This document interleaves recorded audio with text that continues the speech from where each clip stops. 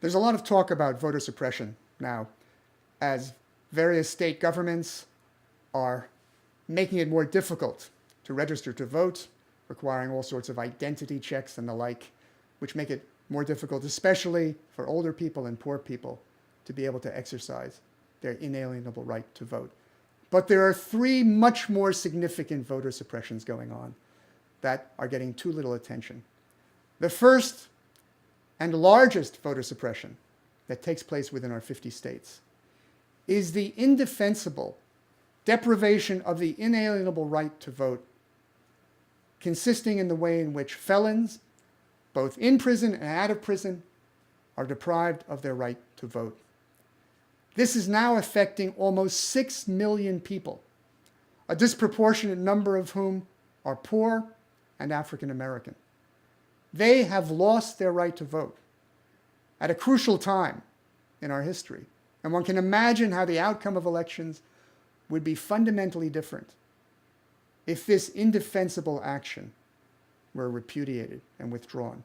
There is no excuse for depriving people of their right to vote under any circumstances, any more than when you go to prison, you are deprived of all your property, you are deprived of your family rights, or any other fundamental rights.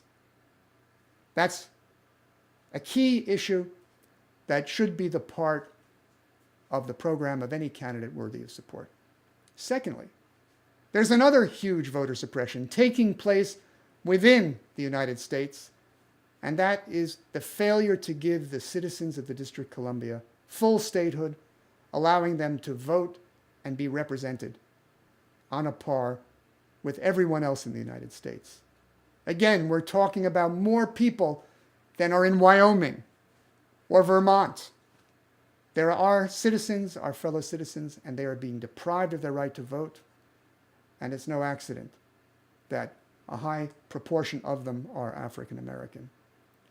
A third major area of voter suppression is the failure to give full political rights to the inhabitants of the territories that we lord over. I'm talking about Puerto Rico, I'm talking about the Virgin Islands, Guam, all the other United States territories.